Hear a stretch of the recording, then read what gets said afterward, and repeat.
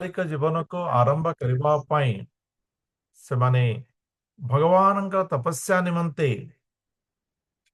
गृह त्याग करिसंती। ए समय रे प्राचीन बही प्रचिता महानंकर पिता प्राचीन बही राजा से कौन करिसंती ना विभिन्न प्रकार काम्य कर्म भितर गति करुचंती। विभिन्न यज्ञ करवा, विविध कामना पूर्ण करवा इत्यादि भितर रहिचंती। कामना पूर्ण करवा प्राप्त करवा ये विषय अमर वेदर भी वर्णना रही। किंतु ये संपूर्ण विषय नुहे, ये संपूर्ण विषय नुहे। जमिति कि आपण माने द्वितीय श्रेणी जदि बही देखिए से सब पणिका लिखाई थो 8 10 10 पणिका 20 25 का पणिका मिश्रण केमती मिश्रण करेंगे केमती फेड़ाण करेंगे एटा आगे आगे लिखा हम जाओ। किंतु से बहीर ना थी गणित बही। आपण पंचम श्रेणी की जातु से बहीर ना थी गणित बही। दशम श्रेणी की जातु से बहीर ना थी गणित बही। एवं आपण ग्रेजुएशन को जातु से बहीर ना थी गणित बही। सब बही गणित बही किंतु सब जाकर स्तर समान नुहे। मनुष्य स्तर उच्च स्तर को जावाई ये पावछ रही। आप परीक्षा न जानले आग को फोरियर सीरीज करें लाप्लास ट्रांसफॉर्म करें जोटा कि गणितर उत्कृष्ट विषय। तेणु ए विषय को जानी आग को जीवा ये दरकार अच्छे ताने नुहे केवल पणिकार ही रही। आग को जदि न जीवे उत्कृष्ट स्तर भी पाइबे। तेणु स्तर में आग को जीवार अच्छे। ठीक अच्छे काम्य कामना करी कामना तो मनुष्य को आवश्यक किंतु से कामना जदि भगवत चिंतन हुए तेरे किछिटा उत्तम हो पारे। किंतु ता नुहे जे केवल भगवत चिंतन और कामना दी जन जाक परिपूरक नहीं। दी जन जाक अलग तार तत्व ज्ञान को प्राप्त करी जो मनुष्य कामना को संपूर्ण रूपे त्याग करी वैराग्य प्राप्त करी ये भौतिक जगतर जो माया रही ये मायार बंधन को अस्वस्थ वृक्ष रूपी विराट वृक्ष को छेदन कर दिए सेते बेले सी वास्तव में जानीपारे जे ये जो मायार मूल केउठार आसी मूल तत्व कौन ये हूँ विषय। किंतु राजा प्राचीन बही कौन कले से कामना भितर ही स्थिर रही गले। बयस अनुसार बयस अनुपात रे आश्रम धर्म पालन करने उचित अटे। वर्णाश्रम धर्म पालन करवा ये प्रकृति रे धर्म अटे। किंतु प्राचीन भाई कामना रे परिपूर्ण रहिले। वास्तव में जितेबाला आम विद्यालय पढ़ाइबा समय देखी था जने उत्तम छात्र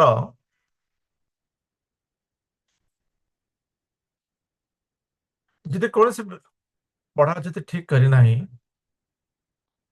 तेबे शिक्षक कौन करती जी तो पढ़ुना ताको शिक्षक जो मैंने जी केवे भी होमवर्क कर आनु ना ताको शिक्षक पचारती गाली दिखते कि कहीदिंती बस जानी कर चुप। कि जी सबुदिन करी जो दिन ठीक करवा कथा दिने अधे दी दिन न करी तेबे ताको शिक्षक कौन करती तार कारण अनुसार ताको उत्तम रास्ता दियंते। तो नारद मुनि मध्य प्राचीन बही को आशा रखाई प्राचीन बही ठार आशा रखाई जेहेतु सुसंस्कृत अच्छा निजर कर्तव्य कर्म धर्म को पालन करने कि से करुना तेणु ନାରଦ ମୁନି ତାଙ୍କୁ এই ପୁରଞ୍ଜନ ବିଷୟ ମାଧ୍ୟମରେ ତାଙ୍କୁ ବାସ୍ତବିକ ଜ୍ଞାନଟାକୁ ପ୍ରଦାନ କରିଛନ୍ତି। ବାସ୍ତବିକ ଯେଉଁ ଆତ୍ମଜ୍ଞାନ ତାକୁ ପ୍ରଦାନ କରିଛନ୍ତି। ମଣିଷ ଯେତେବେଳେ ପର୍ଯ୍ୟନ୍ତ ପ୍ରକୃତ ଜ୍ଞାନକୁ ପ୍ରାପ୍ତ ନ କରିଛି, ସେ ଚିନ୍ତନରେ ମଧ୍ୟ ଉନ୍ନତି କରିପାରିବ ନାହିଁ। ଆମେ ଭଗବତ ଗୀତା ଯଦି ଉଦ୍ଧାର କରିବା ଭଗବତ ଗୀତାଙ୍କୁ ତେବେ ଦେଖିବା, ତେବେ ଅର୍ଜୁନ ବି ଯାହା ଚିନ୍ତା କରୁଛନ୍ତି,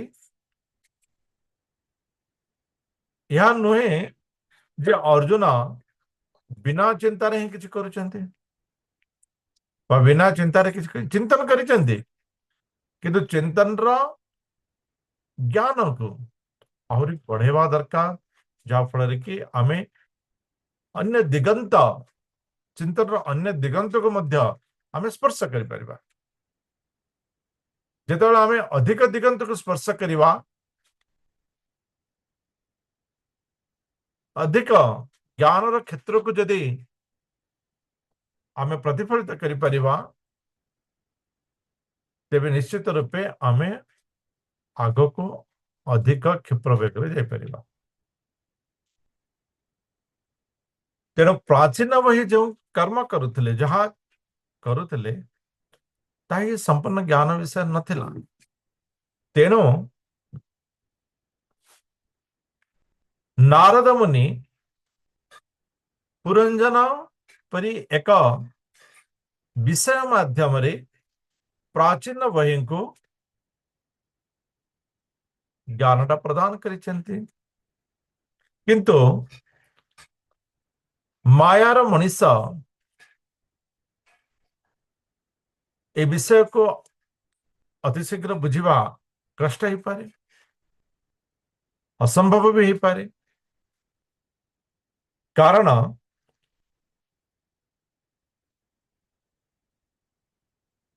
ଆଜିକାଲି ଯଦି ସାଧାରଣତଃ ଆଜିକାଲି ସେ ଛୁଆମାନଙ୍କୁ ଯାହା ବି କହିବେ, ସବୁ ଜାଗାରେ ପ୍ରମାଣ ଦରକାର, ପ୍ରମାଣ।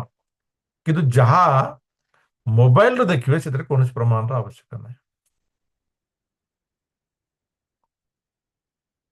କାହିଁକିନା ତାହା ଶ୍ରଦ୍ଧା ଏବଂ ବିଶ୍ୱାସ ତାଙ୍କର ସେତିକି ସେଇଥିରେ ଦୃଢ ହେଇଯାଇଛି, ଭୌତିକତାରେ ସେତିକି ଦୃଢ ହେଇଯାଇଛି।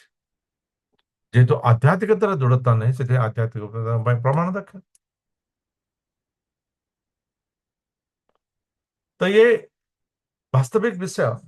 ମୁଁ ଗୋଟିଏ ବିଷୟକୁ ଦେଖୁଥିଲି, ଜଣେ କମ୍ପାନୀ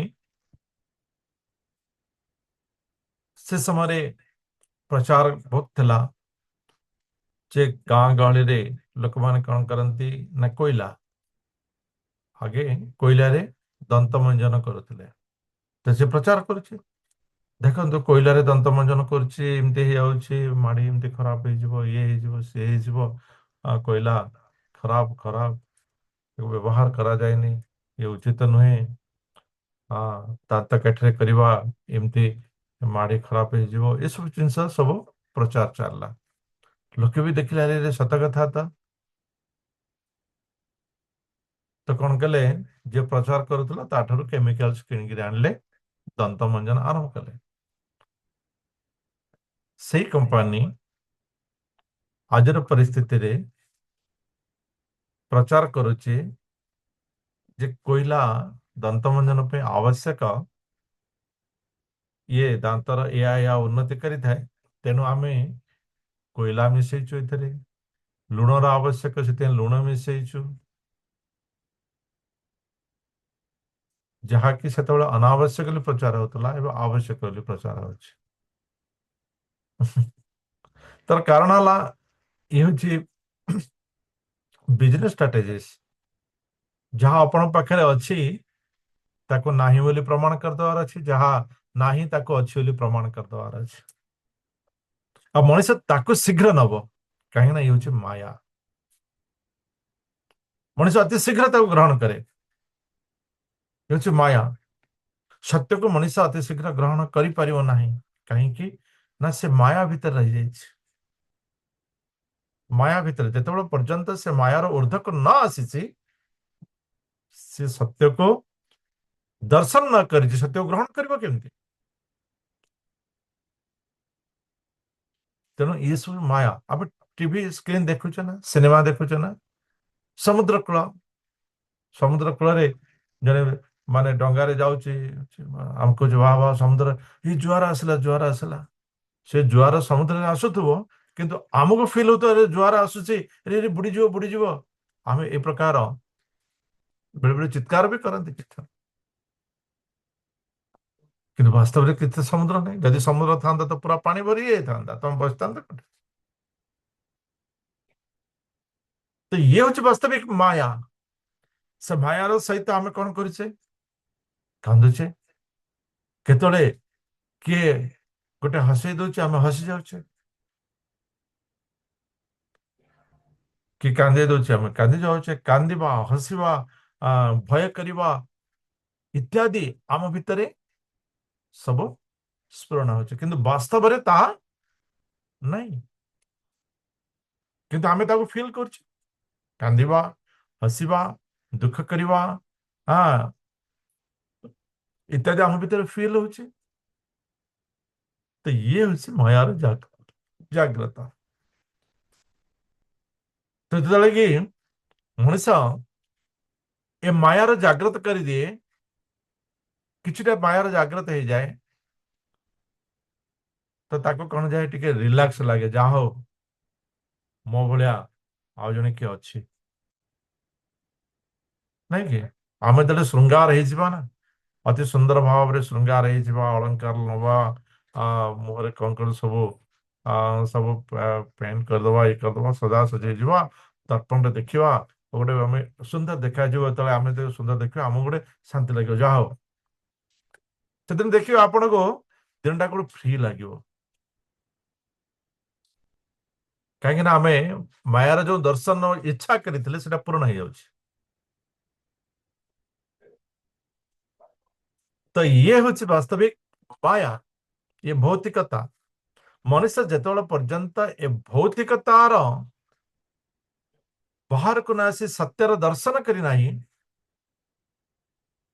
ତ ଇଏ ଭୌତିକତା ହିଁ ଜଗତ ବୋଲି ଭାବିଥିବ। ଯେମିତି କୂପ ମୁଣ୍ଡୁକ, ସେ କଣ ଭାବିଥାଏ? କୂପଟା ହିଁ ତାର ସଂସାର। ଏ ସଂସାର ଏ କୂପ ଭିତରେ। କିଛି ଲୋକ ଭାବନ୍ତି ଯାହା ହଉ ଏ ପୃଥିବୀ ଭିତରେ ହିଁ ସବୁ କିଛି ସଂସାର। ଯେତେବେଳେ ଚନ୍ଦ୍ରକୁ ଗଲେ ଦେଖିଲେ ପୃଥିବୀ ସହିତ ଆଉ ଗୋଟେ ଚନ୍ଦ୍ର ବି ଅଛି ରେ, ଚନ୍ଦ୍ର ନାଇଁ ଆଉ ଗୋଟେ ମଙ୍ଗଳ ବି ଅଛି ରେ। ସତ୍ୟକୁ ଦର୍ଶନ ନ କଲା ପର୍ଯ୍ୟନ୍ତ ସେମାନେ ତାକୁ ଜାଣନ୍ତି ନାହିଁ। ହେଉଛି ମାୟା। କିନ୍ତୁ ବାସ୍ତବିକ ଏକ ସତ୍ୟ ଅଛି, ଯିଏ ସେ ଚନ୍ଦ୍ରକୁ ମଧ୍ୟ ଘୁମଉଛି, ଯିଏ ମଙ୍ଗଳକୁ ମଧ୍ୟ ଠିକ ଜାଗାରେ ଧରି ରଖିଛି ଏବଂ ଠିକ ଜାଗାରେ ଯାଉଛି। ସେ ଆସୁଛି, କିଏ କହୁଛି ସେ ଗୋଟେ ଏ ଶକ୍ତି, ତ କିଏ କହୁଛି ବି ଶକ୍ତି, ତ କିଏ କହୁଛି ସି ଶକ୍ତି। କିନ୍ତୁ ସେ ଶକ୍ତି ଆସିଲା କୁଆଡୁ? ଏସବୁ ତିଆରି କଲା କିଏ? କିଏ ତାକୁ ଠିକ କଲା ଯେ ଠିକ ଇଏ ଏମିତି ଘୁରିବ, ସେ ସେମିତି ଘୁରିବ, ଇଏ ତାକୁ ବି ବାଜିବନି, ଇଏ ଆକୁ ବି ବାଜିବନି। ଏସବୁ କରିଛି କିଏ? ଯେତେବେଳେ ପର୍ଯ୍ୟନ୍ତ ମନୁଷ୍ୟ ସେହି ସତ୍ୟକୁ ସ୍ୱୀକାର ନ କରିଛି, ସତ୍ୟକୁ ଦର୍ଶନ କରିପାରିବ ନାହିଁ।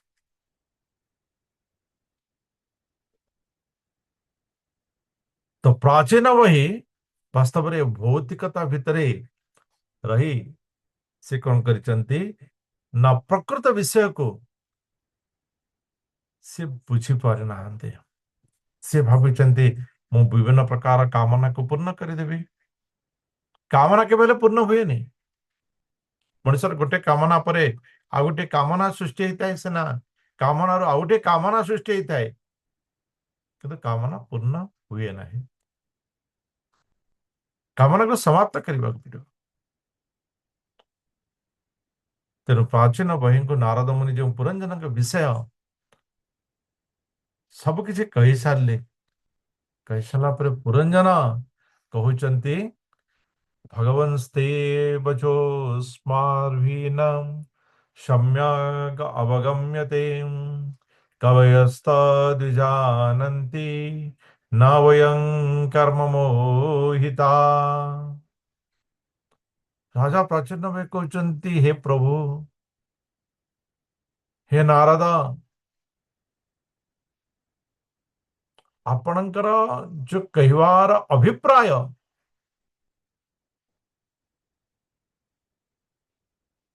तात्पर्य मु बुझी पारु नाही।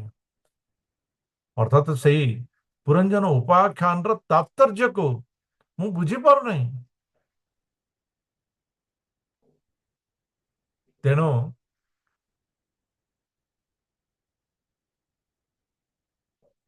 ଆପଣ ତାତ୍ପର୍ଯ୍ୟକୁ व्याख्या କରନ୍ତୁ।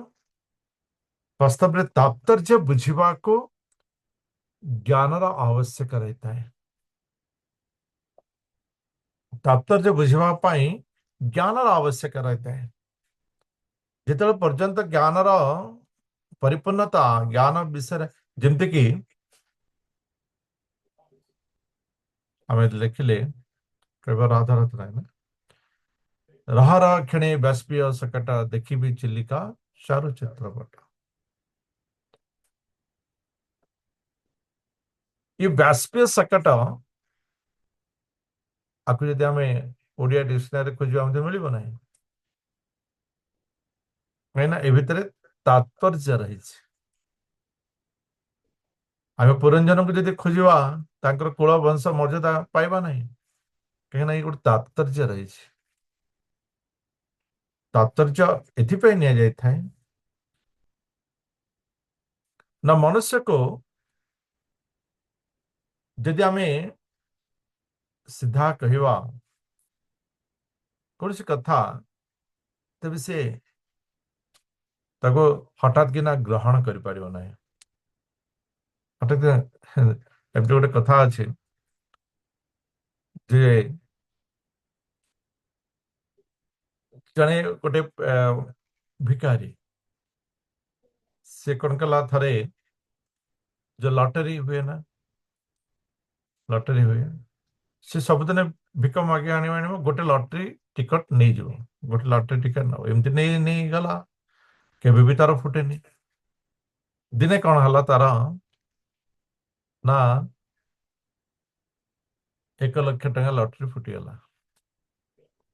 पूरा हाइस्ट 1 लाख टका लॉटरी फुटीगला। तो से लॉटरी जे बिकी थिला से कहला कि अरे याकू 1 लाख टका जदि आमे दे दबा से केबे भी माने टंका देखिनी 10 टका मैक्सिमम 5 टका से 10 टका विषय देखिबारे सेतिकी ताको यदि 1 लाख टका हठात किना दे दबा बोधुए ता भितर किसी हार्टफेल फार्टफेल जो मरी जाए पारे। तो ताके चिंता कले तो से भीतर जड़े कौन कला कहला कि नहीं मुझे बुझा बुझी करने। तो सी जाई बुझेबार आरंभ कला कहला तू जो लॉटरी टिकट किणुचु जदि मनकर केबे तोर जदि लॉटरी फुटीजिवो ना केते टका फुटियो बाबू ना मनकर तो मनकर 100 टका फुटला 100 टका फुटिवो जदि 100 टका फुटिवो बोले मुझे भलरे खाइबे 5-10 टका आउ टिके कौन टिके करिवे इत्यादि इत्यादि लेखा बतेला। से कहला जे मनकर 1000 फुटला से कहला 1000 ले या टिके करनेबे सेमती 10,000 20,000 50,000 एमती बढ़े बढ़े मनकर से कहला 1,00,000 फुटो। तो सी विश्वास कर पारलानी जे मोर 1,00,000 फुटो से कहला जे 1,00,000 मोर जब फुटो बोले मु आपन को 50,000 देदेवी। तो जी बुझेगा को जाइला सी देखला जे माने फ्री रे 50,000 माने मिल जाओ से समय 50,000 बहुत मूल्य 50,000 मिल जाओ यांकर हार्ट अटैक आरंभ होगा। तो कहवार उद्देश्य ला जे सब विषय को आम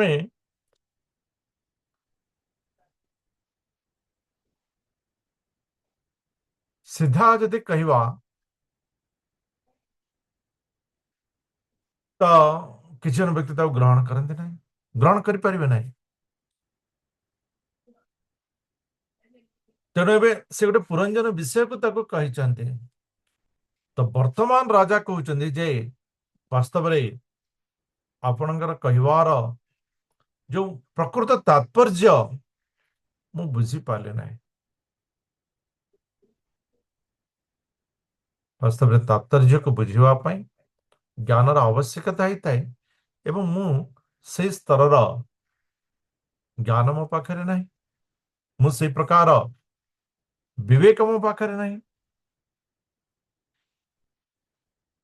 ମୁଁ ହେଲେ କର୍ମରେ ମୋହିତ, ମାନେ ବିଭିନ୍ନ ପ୍ରକାର କର୍ମରେ ଆସକ୍ତି ମୋର ରହିଛି, କାମନାରେ ଆସକ୍ତି ରହିଛି।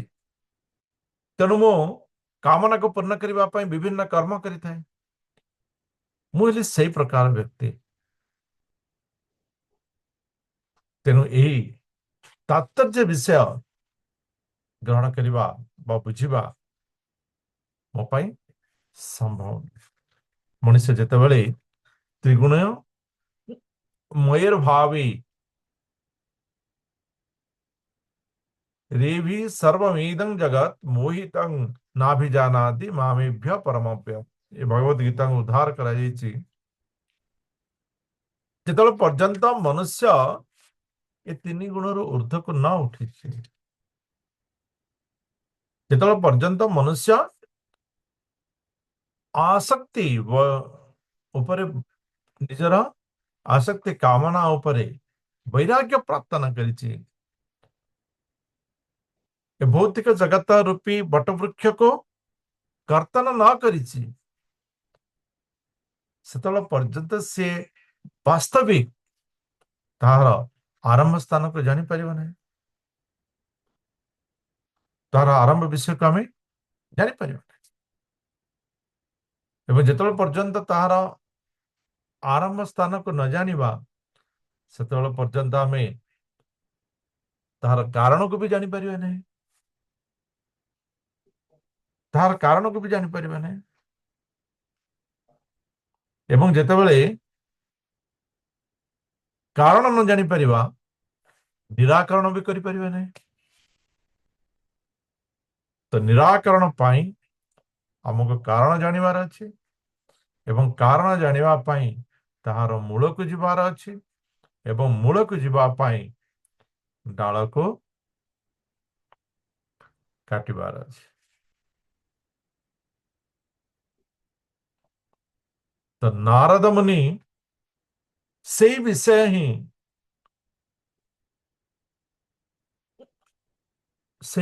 ହିଁ ସିଏ ପ୍ରାଚୀନ ବହିଙ୍କୁ କହୁଛନ୍ତି। ତ ନାରଦ ମୁନି ଯେତେବେଳେ ଦେଖୁଛନ୍ତି ଯେ ବର୍ତ୍ତମାନ ପ୍ରାଚୀନ ବହି ନାରଦ ମୁନିଙ୍କର କଥାର ବ୍ୟାଖ୍ୟା ବା ବିକ୍ଷିପ୍ତ ବିଷୟ ଜାଣିବା ପାଇଁ ଇଚ୍ଛା ପ୍ରକାଶ କରୁଛନ୍ତି, ତେଣୁ ସିଏ ତାହାର ମର୍ମକୁ ଖୋଲିବା ଆରମ୍ଭ କରିଛନ୍ତି। ଆମେ ଏ ଅଧ୍ୟାୟ ପଢି ସାରିଲା ପରେ ଆମେ ଅନୁଭବ କରିପାରିବା ଯେ ଏହି ବିଷୟକୁ ଯଦି ନାରଦ ମୁନି ପ୍ରଥମରୁ ହିଁ କହି ନେଇଥାନ୍ତେ, ତେବେ ପ୍ରାଚୀନ ବହି ତାକୁ ଗ୍ରହଣ କରିନଥାନ୍ତେ। ପ୍ରାଚୀନ ବହି ସେ ଜିନିଷ ଗ୍ରହଣ କରିନଥାନ୍ତେ। କିନ୍ତୁ ସେଇ ବିଷୟ ଜଣେ ବ୍ୟକ୍ତି ସେ କେଉଁ ପ୍ରକାର ଭାବରେ ଦୁର୍ଗତି ପ୍ରାପ୍ତ କରିଗଲା, ତା ଭିତରେ କଣ ରହିଛି, କେଉଁ ରହସ୍ୟ ରହିଛି, ସେ ରହସ୍ୟକୁ ବର୍ତ୍ତମାନ ଜାଣିବା ପାଇଁ ପ୍ରାଚୀନ ବହି ଇଚ୍ଛା ପ୍ରକାଶ କରିଛନ୍ତି। ତ ନାରଦ ମୁନି କହୁଛନ୍ତି, ପୁରୁଷଂ ପୁରଞ୍ଜନଂ ବିଦ୍ୟାଦ୍ ୟଦ୍ ବ୍ୟନକ୍ତାତ୍ମନଃ ପୁରମ୍ ଏକ ଦ୍ୱି ତ୍ରି ଚତୁଷ୍ପାଦଂ ବହୁପାଦಂ ଅପାଦକମ୍। हे राजन, प्राचीन बही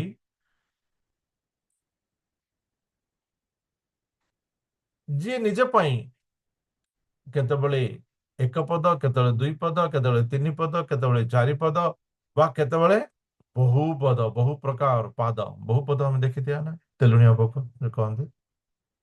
ହଁ, ତ ଏ ପ୍ରକାର ବହୁ ପଦଧାରୀ ବା କେତେବେଳେ ପାଦ ନଥିବା ଶରୀର ଯିଏ ନିର୍ମାଣ କରିଥାଏ ବା ଏ ପ୍ରକାର ଶରୀରକୁ ଯିଏ ନିର୍ମାଣ କରିଥାଏ, ପୁରକୁ ନିର୍ମାଣ କରିଥାଏ ସେ ହେଉଛି ପୁରଞ୍ଜନ।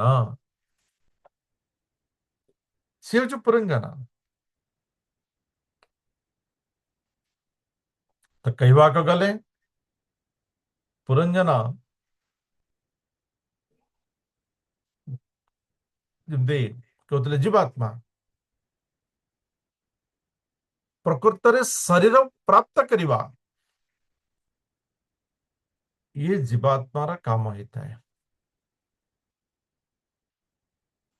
ये काम ହେଇଥାଏ ଶରୀର ଯୁକ୍ତ ହେବା ସେ ହେଉଛି ପୁରଞ୍ଜନ। जो विज्ञाता हृतस्थस्य पुरुषस्य सखेश्वरः जन्म विज्ञायते पुंभि नाम विवा क्रिया गुण। हे राजन जहाक मो अभिज्ञात विषय कहली से होचंती ईश्वर। से होचंती ईश्वर जे कि जीवर सखा।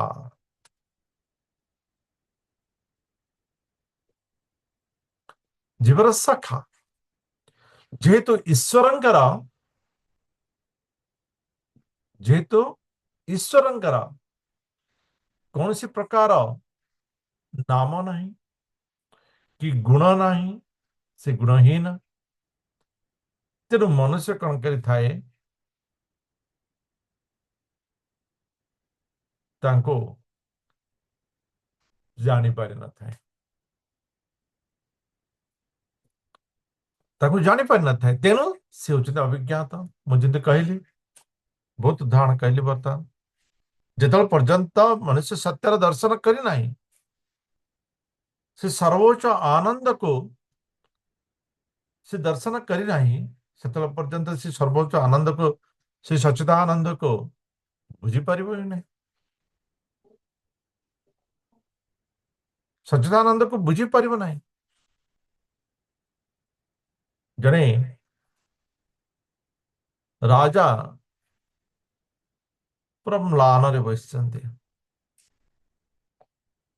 तो ताकर जी राजगुरु से गले कहले राजन तो माने कथा पड़ेगा समस्त पाखे कथा पड़ेगा जे राजा सदाबले दुखरे रहुचंती राजा जदि दुखरे रहिबे सदाबले तेबे राज्य परिचालना भी ठीक है नहीं राज्य परिचालना ठीक है राजा सदाबले सुखरे रहबा आनंद रहबा दरकार यदि आनंद जदि भौतिकतार आसे तेणु राजा मध्य भौतिक आनंद पे नाच गीत मध्य कर दिया जाए से पुण्यवान राजा से राजर्षि जे कि भौतिक आनंद ऊर्धरे उठी आध्यात्मिक आनंद जिंदे राजा पृथ्वी पुरी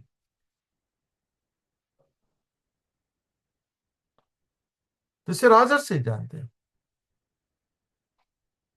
तो जने पूछला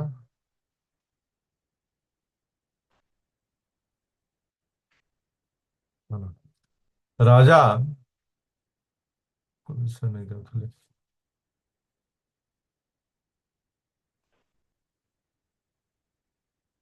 ठीक है छाड़ तो मनीष जितेबाला कौन सी प्रकार गुण कर्म गुण नथिबा ईश्वर को से बुझी पारना तेणु सी होती अभिज्ञात।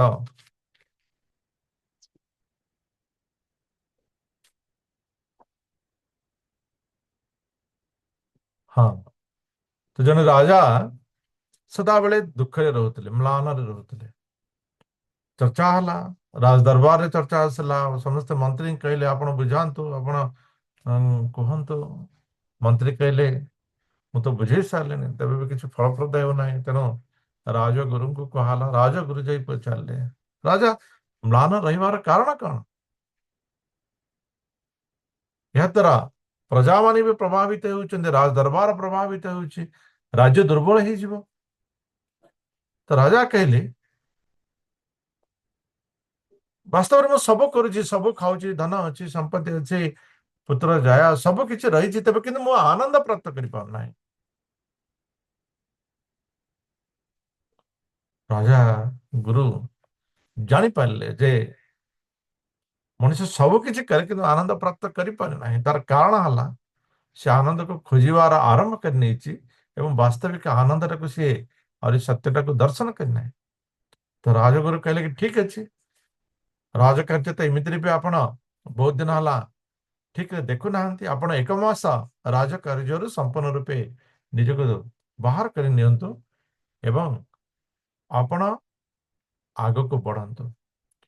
ଆପଣ ଦେଖିବେ ଯିଏ ଆନନ୍ଦରେ ରହିଛି, ସୁଖରେ ରହିଛି, ତାହାର ପୋଷାକକୁ ଆପଣ ପରିଧାନ କରିନେବେ। ଆପଣ ସେ ପୋଷାକକୁ ଯଦି ଗୋଟିଏ ରାତି ପରିଧାନ କରିନେବେ, ଆପଣ ଦେଖିବେ ତା ପରଦିନ ଠାରୁ ଆପଣ ଆନନ୍ଦ ହିଁ ଆନନ୍ଦ ପ୍ରାପ୍ତ କରିବେ। ରାଜା ଦେଖିଲେ ବହୁତ ବଡ ବଡ ମାନେ ଧନୀ ମାନଙ୍କର ଘର ଆଡକୁ ସେ ବିନା ପରିଚୟରେ ତ ରହିଛନ୍ତି। ରାଜା ଯାଇକି ଦେଖିଲେ ବହୁତ ବଡ ବଡ, କାହା ପାଖରେ ଧନ ବଳ ଅଛି ତ, କାହା ପାଖରେ ଲୋକ ବଳ ଅଛି, କାହା ପାଖରେ ବାହୁ ବଳ ଅଛି ବହୁତ। ଏ ସମସ୍ତଙ୍କ ପାଖରେ ଦେଖିଲେ କିନ୍ତୁ ରାଜା କୌଣସି ପାଖରେ ଆନନ୍ଦକୁ ଦେଖି ପାରିଲେ ନାହିଁ। କୌଣସି ଘରେ ଆନନ୍ଦକୁ ଦେଖିପାରିଲେନି, କୌଣସି ମଣିଷ ଭିତରେ ସମ୍ପୂର୍ଣ୍ଣ ଆନନ୍ଦକୁ ଦେଖିପାରିଲେ ନାହିଁ, ଦେଖିପାରିଲେ ନାହିଁ, ଦେଖିପାରିଲେ ନାହିଁ। ପୁରା ବୁଲି ବୁଲି ମାସ ସରିବାକୁ ଆସିଲାଣି। ରାଜା କହିଲେ କି ମୁଁ ପୁଣି ଆଉଥରେ ପଳେଇ ଯିବି, କିନ୍ତୁ ପ୍ରକୃତ ଆନନ୍ଦ ଗୁରୁଙ୍କର ଯେଉଁ କଥା ଥିଲା ତାହା ତ ମୁଁ ପ୍ରାପ୍ତ କରିପାରିଲିନି। କିନ୍ତୁ ଶେଷ ଦିନରେ ଯାଇ ଏମିତି ଗଛ ମୂଳରେ ବସିଛନ୍ତି, ଆଉ ଜଣେ ବ୍ୟକ୍ତି ତାଙ୍କ ପାଖରେ ବସିଛି, ଆନନ୍ଦରେ ବସିଛି, ପୁରା ଭଗବାନଙ୍କ ନାମ ନଉଛି, କିଛି ଚିନ୍ତା ନାହିଁ। ତ ସେ ଗୋଟେ ଭିକାରୀ ଥିଲା, କିଏ ଦେଲା ଖାଇଦେଲା, କିଏ ନଦେଲା ନାହିଁ। ସେ ଜାଣିଛି ଆଜି ମିଳିଲେ ମିଳିବ, ନ ମିଳିବ ମିଳେ। ସେ ସକାଳୁ ଉଠିଲେ ସେ ଜାଣିଛି ଯେ ଆଜି ମିଳିପାରିବେ ନ ମିଳିପାରିବେ ଖାଦ୍ୟ, ଆଜି ଧନ ମିଳିପାରିବେ ନ ମିଳିପାରେ। କିନ୍ତୁ ଆମେ ଯେତେବେଳେ କହିବା ଆମର ମିଳିବାର ଗ୍ୟାରେଣ୍ଟି ଅଛି, ଗ୍ୟାରେଣ୍ଟି ଆମକୁ ମିଳିବାକୁ ପଡିବ, ତେବେ ଦୁଃଖ ଆରମ୍ଭ ହବ। କିନ୍ତୁ ସେ ମିଳିପାରେ ନ ମିଳିପାରେ ସବୁଥିରେ ଖୁସି, ମିଳିଲେ ଖୁସି, ନ ମିଳିଲେ ଖୁସି, ଆନନ୍ଦରେ ଅଛି। ରାଜା କହିଲେ ୟା ଠାରୁ ବଡ ଆନନ୍ଦ ଆଉ ଦୁନିଆରେ କେହି ନାହିଁ। ରାଜା ତାର ପୋଷାକ ତ ପିନ୍ଧିଲେ କିନ୍ତୁ ପ୍ରକୃତରେ ବୁଝିପାରିଲେ ଯେ ବାସ୍ତବରେ ଏ ଦୁନିଆର ଆନନ୍ଦ ଯାହା ଅଛି ସେଥିରେ ହିଁ ଖୁସି ହବ, ଯାହା ଅଛି ସେଥିରେ ହିଁ ଖୁସି ହବ, ସେ ଆନନ୍ଦ।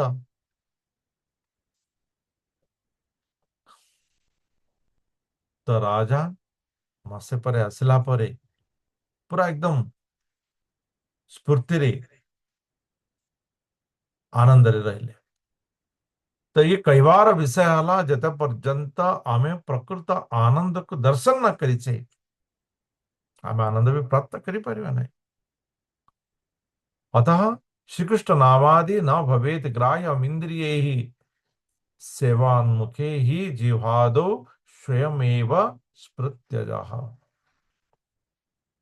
मनुष्य ये जो इंद्रिय शरीर ये इंद्रिय ମାନଙ୍କ ଦ୍ୱାରା ଭଗବାନଙ୍କୁ ଜାଣିପାରିବା। ଯେତେବେଳେ ପର୍ଯ୍ୟନ୍ତ ଏ ଇନ୍ଦ୍ରିୟ ମାନଙ୍କୁ ଭଗବାନ ନିକଟରେ ସମର୍ପଣ ନ କରିଛି, ଇନ୍ଦ୍ରିୟ ମାନଙ୍କୁ ଭଗବାନଙ୍କ ନିକଟରେ ସମର୍ପଣ ନ କରିଛି, ବା କହିବାକୁ ଗଲେ ଏ ସର୍ବ ଇନ୍ଦ୍ରିୟ ମାନଙ୍କୁ ଭଗବାନଙ୍କର କର୍ମରେ ଯେତେବେଳେ ପର୍ଯ୍ୟନ୍ତ ସମର୍ପିତ ନ କରିଛି, ऋषिकेण ऋषिकेशम पूजयेत,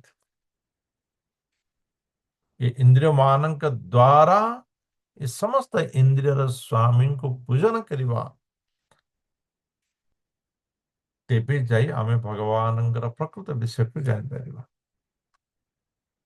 ନହେଲେ ଏଇ ଇନ୍ଦ୍ରିୟ ମାନଙ୍କ ଦ୍ୱାରା ଆମେ କହିବା ଭଗବାନଙ୍କୁ ଜାଣିବା,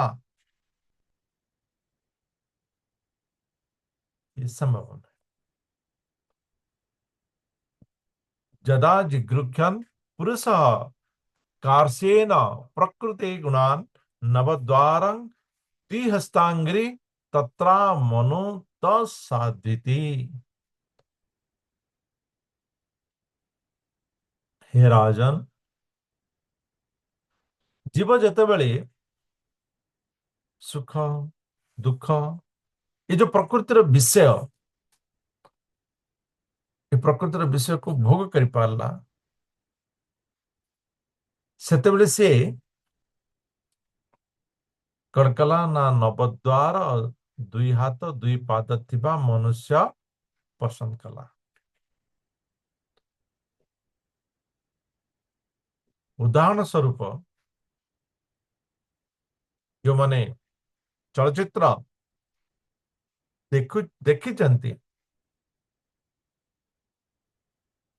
ସେମାନେ ଟିକେ ଚିନ୍ତା କରନ୍ତୁ କଣ ହୁଏ ନା ମାଇଣ୍ଡ ଟା ଟିକେ ଟେନସନ ହେଇଗଲା ବୋଲି ମୁଁ ଟିକେ ଫିଲ୍ମ ଗଲେ ହେରି ସେ ଭିତରେ କଣ ହୁଏ ଦେଖାଯାଏ। ସାଧାରଣ କଥା ଦେଖିବା ପିଲାମାନଙ୍କର କଥା ବି ମଧ୍ୟ ସେ ହୁଏ। ସ୍ପାଇଡରମ୍ୟାନ ଦେଖିଦେବେ ତ ନିଜକୁ ସ୍ପାଇଡରମ୍ୟାନ ଭଳିଆ ଆରମ୍ଭ କରିନେବେ। ହୁଏ ନା ନାହିଁ? ହଁ, ହୁଏ ନା ନାହିଁ? ଆମେ ସ୍ପାଇଡରମ୍ୟାନ ଦେଖିଦେଲେ ନିଜକୁ ସ୍ପାଇଡରମ୍ୟାନ ଭଳିଆ ଆରମ୍ଭ କରୁଛେ ନା ନାହିଁ? କିଛି ଛୋଟ ପିଲାଙ୍କୁ ଆଜିକାଲି ଟିଭି ମୋବାଇଲ ଏ ବହୁତ ଦେଖେଇ ଦିଅନ୍ତି କାହିଁକି ନା ମା ମାନେ ଯଦି କାମ କରିବାକୁ ଯାଉଥିବେ କର୍ମଚାରୀ ଥିବେ ତେବେ ଘରେ ଜଣେ ବାଇଙ୍କୁ ରଖିଥିବେ ସେ ପିଲାଙ୍କ ବିଷୟ ବୁଝିବା ପାଇଁ। ତ ପିଲାଙ୍କ ପାଇଁ ସବୁଠୁ ହେଲା ମୋବାଇଲ ଧରେଇ ଦିଅ ନହେଲେ ଟିଭି ଲଗେଇ ଦିଅ ପିଲା ସେଠି ରହିଲା ବାସ୍ ଆଉ ଟେନସନ ଫ୍ରି।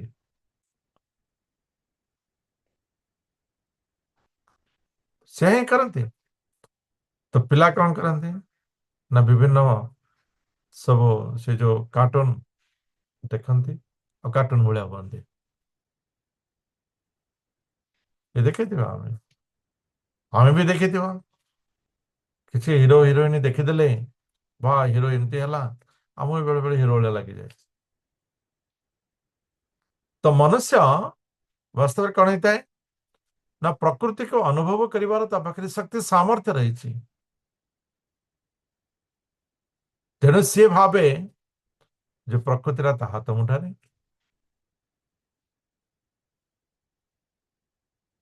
ତେଣୁ ଯେହେତୁ ଏ ସାମର୍ଥ୍ୟ ଅଛି ପ୍ରକୃତିକୁ ଇଏ ଉପଭୋଗ କରିବାର ଅଛି ନିୟନ୍ତ୍ରଣ କରିବାର ଅଛି। ତେଣୁ ସେ କଣ କରିଥାଏ ନା ନବଦ୍ୱାର ଦୁଇ ହାତ ଦୁଇ ପାଦ ଗୋଟେ ମଣିଷ ଇଚ୍ଛା କରିଥାଏ। ସେ ଜୀବାତ୍ମା ଟା ଗୋଟିଏ ଶରୀରକୁ ଇଚ୍ଛା କରିଦିଏ। ଶରୀରକୁ ଇଚ୍ଛା କରିଦିଏ। ଯେତେବେଳେ ଶରୀର ଇଚ୍ଛା ହେଇଯାଏ ଶରୀର ପ୍ରାପ୍ତ ହେଇଯାଏ। ତ ମନୁଷ୍ୟ ବାସ୍ତବରେ ପ୍ରକୃତିର ଏ ତ ଗୁଣ ବୋଲି ଆମେ କହିପାରିବାନି। ଯଦି ଜ୍ଞାନର ସ୍ତରକୁ ଆସିବା ଏ ପ୍ରକୃତିର ବାସ୍ତବିକ ଦୁର୍ଗୁଣକୁ ଅନୁଭବ କରିବାର ଯୋଉ ଇଚ୍ଛା ଜାଗ୍ରତ କରିଥାଏ ସେ ଇଚ୍ଛାରେ ସେ ଆସି ମନୁଷ୍ୟ ଏଇ ଭିତରେ ରହିଥାଏ।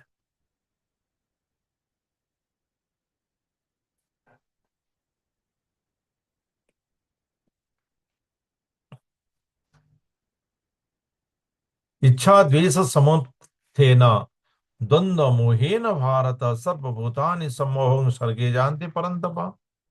मनुष्य ए इच्छा ଆଉ ଉଦ୍ଦେଶ୍ୟ ଏଇ କାରଣରୁ ହିଁ ସେମାନେ କଣ କରିଥାନ୍ତି ନା ବାରମ୍ବାର ଜନ୍ମ ନେଇଥାନ୍ତି। ସିଏ ଏମିତି ମୁଁ ଏମିତି ହେବାର ଅଛି ବା ସିଏ ବି ଏମିତି ମୁଁ ବି ଏମିତି ହେବାର ଅଛି।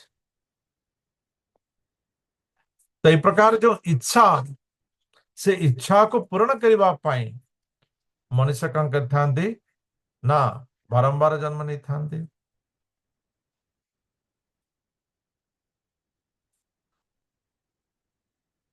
ମୁଁ ଏହି ଜନ୍ମରେ ତ ଏଇଆ ହେଇପାରିଲିନି କିନ୍ତୁ ଭଗବାନ ମତେ ଯଦି ଆଉଥରେ ଜନ୍ମ ଦେବେ ତେବେ ମତେ ଏଇଆ କରିଦେବେ। ଆରେ ଏଇଆ କଲେ ବି ସେୟା କଲେ ବି ସେୟା କଲେ ବି ସେଇ ଭୌତିକ ପ୍ରକୃତି ଭିତରେ ଦୁଃଖ ସୁଖ ଭିତରେ ହିଁ ମନୁଷ୍ୟ ବାନ୍ଧି ହବ। ଯାହା ବି କଲେ ବି ମନୁଷ୍ୟ ଯେତେବେଳେ ଏହାକୁ ନ ଜାଣିପାରେ ମନୁଷ୍ୟ କଣ କରିଥାଏ ମତେ ଏହା ନାହିଁ ଆଥର ସେୟା। ଏଥର ମୁଁ ସ୍ତ୍ରୀ ହେଲି ବୋଲି ସିନା ସବୁ କଥା ଶୁଣିବାକୁ ପଡିଲା ଆରଥରକୁ ମୁଁ ସ୍ୱାମୀ ହେବି। ସିନା ସ୍ୱାମୀ ସେ ସ୍ତ୍ରୀର ହେଇଯିବ ବା ସେ ସ୍ୱାମୀର ସ୍ତ୍ରୀ ହେଇଯିବ ସ୍ତ୍ରୀର ସ୍ୱାମୀ ହେଇଯିବ କି ଯାହା କିଛି ହେଇଯିବ ଉଲଟ ପାଲଟ କିନ୍ତୁ ତ ଏ ଭୌତିକ ଜଗତ ଭିତରେ ତ ପୁଣି ଆଉ ଥରେ ପତିତ ହେବୁ, ଆଉ ଥରେ ତ ପୁଣି ରଜଗୁଣ ସତ୍ୱରେ ବନ୍ଧନରେ ଏ ଜୀବାତ୍ମା ଦର ରହିବ। ତ ମନୁଷ୍ୟ ତାହାକୁ ନ ଜାଣି ସେ ଇଚ୍ଛା ପ୍ରକଟ କରିଥାଏ। ଏ ଭୌତିକ ଜଗତକୁ ଦେଖି ନିଜକୁ ସେ ଯେମିତି ଆମେ ସିନେମା ଦେଖି ନିଜକୁ ସ୍ପାଇଡର ମ୍ୟାନ ବୋଲି ନିଜକୁ ଭାବିଥାଉ, ତ ଏ ଜୀବାତ୍ମା ମଧ୍ୟ ସେମିତି ଭୌତିକ ଜଗତକୁ ଦେଖି ବା କେତେ ସୁନ୍ଦର ଅଛି, ଟିକେ ଯିବି ତ ଗୋଡ଼ ହାତ ମୁହଁ ପ୍ରାପ୍ତ କରି ସେ ପୁନର୍ବାର ଆସିଥାଏ। ବୁଦ୍ଧିନ୍ତୁମ ପ୍ରମୋଦାନ ବିଦ୍ୟାନ୍ ममाह मीति जत्कृतम जामधिष्ठाय देहेस्मिन् पुमान भुंक्ते ख्यवीर गुणा।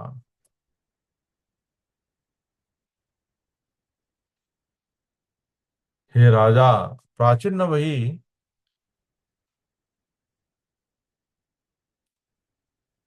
माने अविद्या बा हीन बुद्धि बा कम बुद्धि बुद्धि नथिबा बुद्धिहीन बा अविद्या से होची पुरंजनी, से होची पुरंजनी।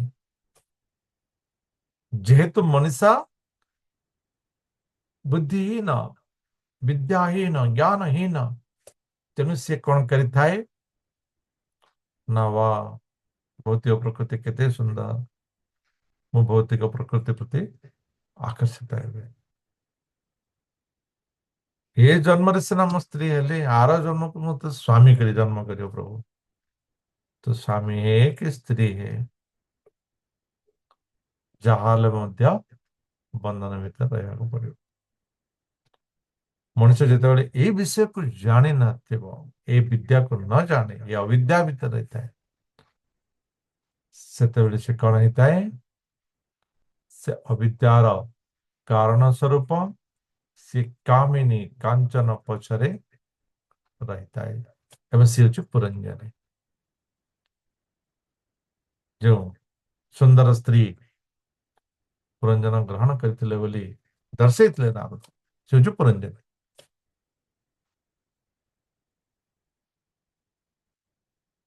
ଏବଂ ସେଇ ପୁରଞ୍ଜନୀ ପରି ଆକର୍ଷଣ କାରଣରୁ ମଣିଷ ଭିତରେ ଇନ୍ଦ୍ରିୟ ଜାତ ହେଇଥାଏ। ମଣିଷ ନିଜର ଇନ୍ଦ୍ରିୟକୁ ଜାଗ୍ରତ କରିଥାଏ ଏବଂ ଅହଙ୍କାର ତତ୍ଵ ଜାଗ୍ରତ ହେଇଥାଏ। ମୁଁ ଏହା କରିଦେଲି, ମୁଁ ଏହା ଜିତିଗଲି, ମୁଁ ଏହା ଚାହିଁଲି ଏବଂ ଏହା ପ୍ରାପ୍ତ କରିଗଲି। ତ ଏଇ ଯୋଉ ଅହଙ୍କାର ବି ସବୁ ଜାଗ୍ରତ ହେଇଥାଏ ଏବଂ ମନୁଷ୍ୟ ସେହି ଅବିଦ୍ୟାକୁ ଉପଭୋଗ କରିବା ପାଇଁ ଏ ଇନ୍ଦ୍ରିୟ ମାନଙ୍କୁ କଣ କରିଥାଏ ନା ଭୋଗ କରିଥାଏ। ଆଜି ଏହା ଦେଖିବାକୁ ଇଚ୍ଛା ହେଲା, ଦେଖିଲି, ଆଜି ଏହା ଶୁଣିବାକୁ ଇଚ୍ଛା ହେଲା, ଶୁଣିଲି, ଆଜି ଏହା ଖାଇବାକୁ ଇଚ୍ଛା ହେଲା, ଏହା କଲି, ଏ ଇନ୍ଦ୍ରିୟ ମାନଙ୍କୁ ଉପଭୋଗ କରିଥାଏ। ତ ଇନ୍ଦ୍ରିୟ ମାନଙ୍କୁ ଜାଗ୍ରତ କରିଥାଏ ଏବଂ ତା ଦ୍ୱାରା ସେ ଆହୁରି ଆନନ୍ଦ ଭୋଗ କରିବାର ଯୋଉ ଲାଳସା, ସେ ଲାଳସା ଭିତରେ ସେ ଭରି ଯାଇଥାଏ।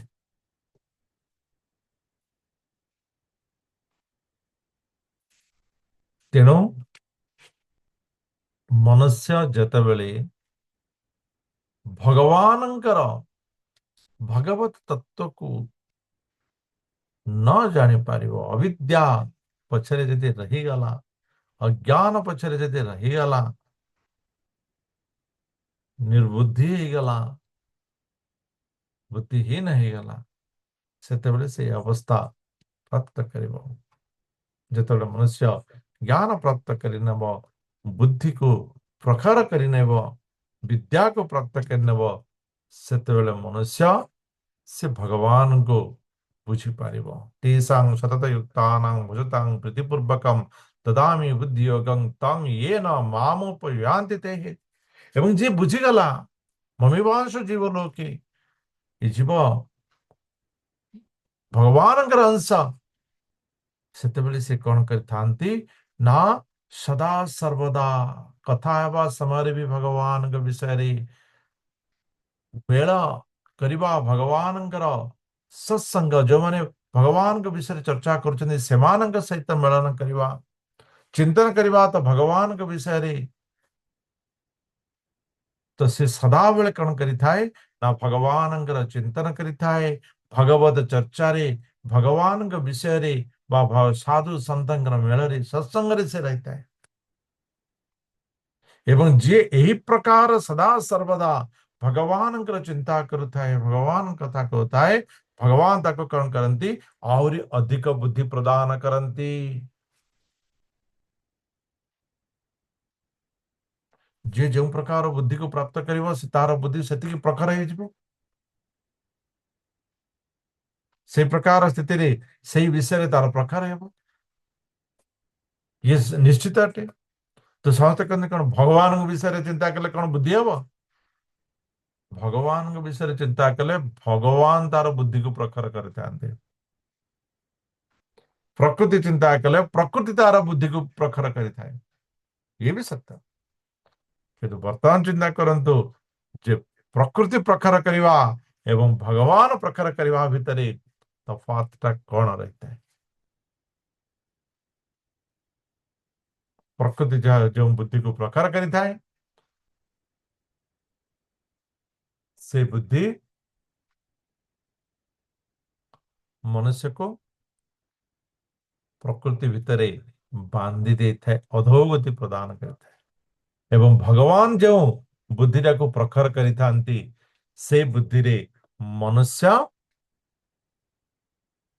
ଭଗବାନଙ୍କୁ ମନୁଷ୍ୟ ଭଗବାନଙ୍କୁ ପ୍ରାପ୍ତ କରିଥାଏ ସର୍ବୋଚ୍ଚ ଆନନ୍ଦକୁ ପ୍ରାପ୍ତ କରିଥାଏ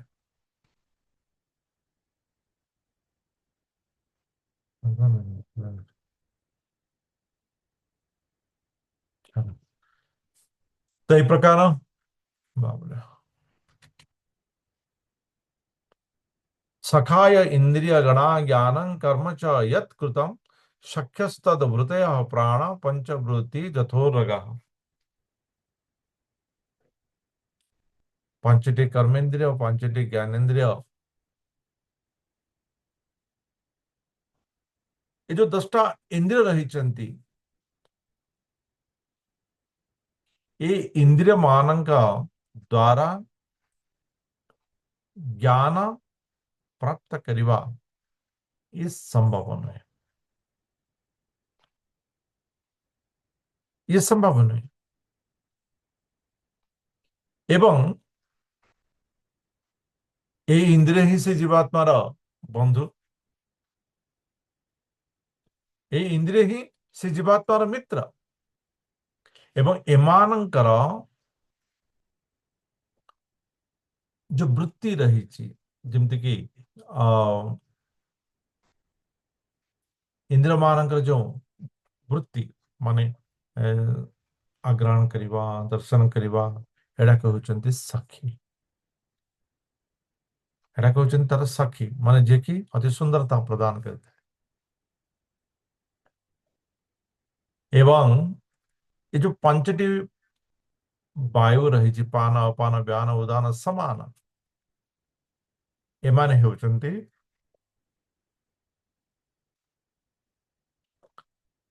ପଞ୍ଚଫେଣୀ ସର୍ପ ଯେତେବେଳେ ପର୍ଯ୍ୟନ୍ତ ଏ ବାୟୁଟା ରହିଛି ଜୀବାତ୍ମାର ଯୋଉ ପ୍ରାଣଟା ସଂସାର ହେଇ ରହିଥିବ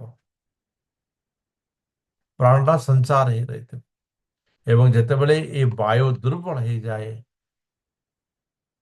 ଜୀବାତ୍ମା ପାଇଁ ଆଉ ସ୍ଥାନ ବି ରହିନଥାଏ ସିଏ ବାହାରି ଯାଇଥାଏ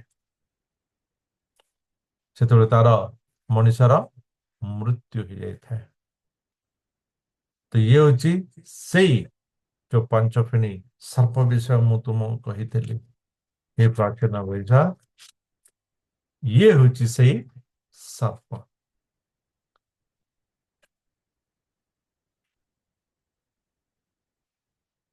ଛୋଟ